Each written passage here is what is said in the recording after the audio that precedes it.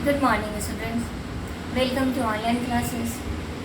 Previous class में हम लोग जाबिर हुसैन की लिखी कहानी सांवले सपनों की याद पढ़ रहे हैं। सांवले सपनों की याद में अभी तक हम लोग पढ़े हैं कि लेखक का मानना था कि प्रकृति को प्रकृति की नज़र से देखा जा सकता है। उन्हें लगता है कि आज भी वृंदावन में उन्हें कृष्ण की बांसुरी सुनाई दे रही है। आइए देखते हैं इसके आगे का और अंतिम भाग।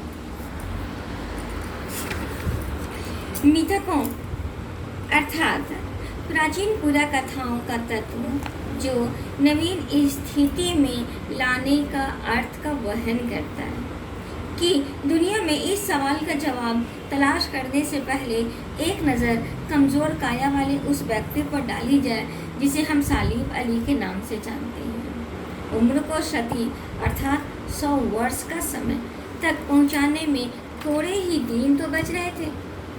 संभव है लंबी यात्राओं की थकान ने उनके शरीर को कमज़ोर कर दिया हो और कैंसर जानलेवा बीमारी उनकी मौत का कारण बनी हो, लेकिन अंतिम समय तक मौत की आंखों से वह रोशनी छीनने में सफल नहीं हुई जो पक्षियों की तलाश और उनकी हिफाजत के प्रति समर्पित थी।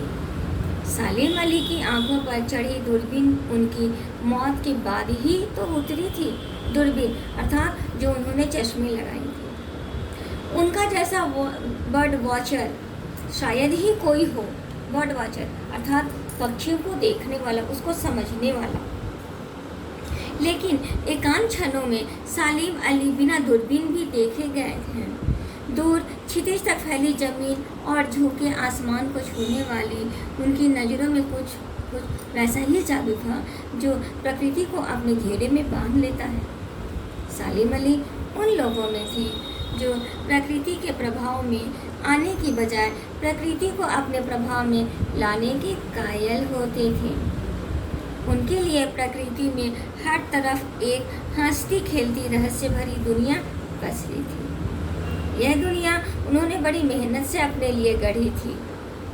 इसके गढ़ने अर्थात बनाने में उनकी जीवन साथी तहमीना ने काफ़ी मदद पहुंचाई थी। तहमीना स्कूल के दिनों में उनकी सहपाठी रही थी।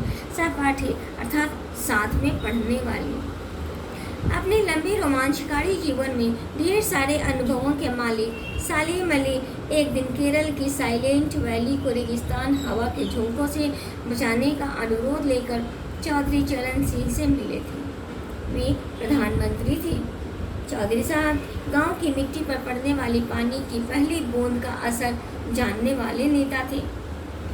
पर्यावरण के संभावित खतरों का जो चित्र सालिम अली ने उनके सामने रखा उसने उनकी आंखें नम कर दी। आज सालिम अली नहीं है, चौधरी साहब भी नहीं है। कौन बचा है? जो अब सौंधी अर्थात सुगंधित मिट्टी पर जब पानी पड़ता है तो उसे उठने वाली गंध, माटी पर उगी फसलों के बीच एक नए भारत की नींव रखने का संकल्प लेगा। कौन बचा है? जो अब हिमालय और लद्दाख की फीली ज़मीनों पर जीने वाले पक्षियों की वकालत करेगा। सालिम अली ने अपने आत्मकथा का नाम रखा था fall of a sparrow.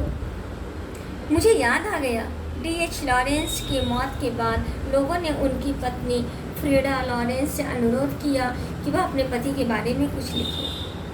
Frida चाहती तो ढेर सारी बातें लॉरेंस के बारे में लिख सकती थी, लेकिन उसने कहा मेरे लिए लॉरेंस के बारे में कुछ लिखना असंभव सा है। मुझे महसूस होता है मेरी छत पर बैठने वाली गौरैया लॉरेंस के बारे में ढेर सारी बातें जानती हैं, मुझसे भी ज़्यादा जानती हैं।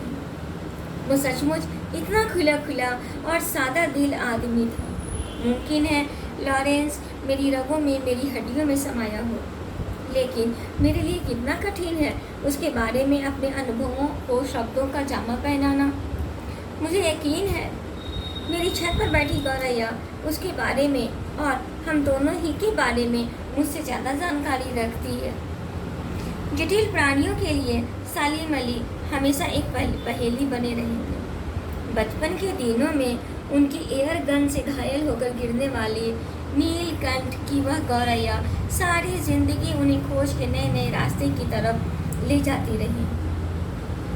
जिंदगी की ऊंचाइयों में उनका विश्वास एक क्षण के लिए भी टिका नहीं। वो लॉरेंस की तरह नैसर्गिक अर्थात सहज या स्वाभाविक जिंदगी का प्रतिरूप अर्थात उसका पर्याय बन गए थे। सालिम अली प्रकृति की दुनिया में एक टापू बनाने के बजाय अथाह सागर बनकर उभरे थे। जो लोग उनके भ्रमणशील स्वभाव और यायावरी अर्थात सदा घूमने वाले, हमेशा घूमने वाले, एक जगह से दूसरी जगह जाने वाले से परिचित हैं, उन्हें महसूस होता है कि वो आज भी पक्षियों के सुराग में ही निकले हैं और बस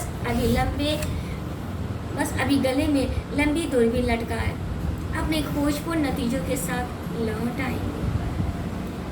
अर्थात लेखक की पत्नी को अभी भी विश्वास था कि वो लेखक सालिम अली लौटकर आएंगे। जब तक वो नहीं लौटते क्या उन्हें गया हुआ मान लिया जाए? मेरी आंखें नम हैं। सालिम अली, तुम लौटोगे ना? Thank you.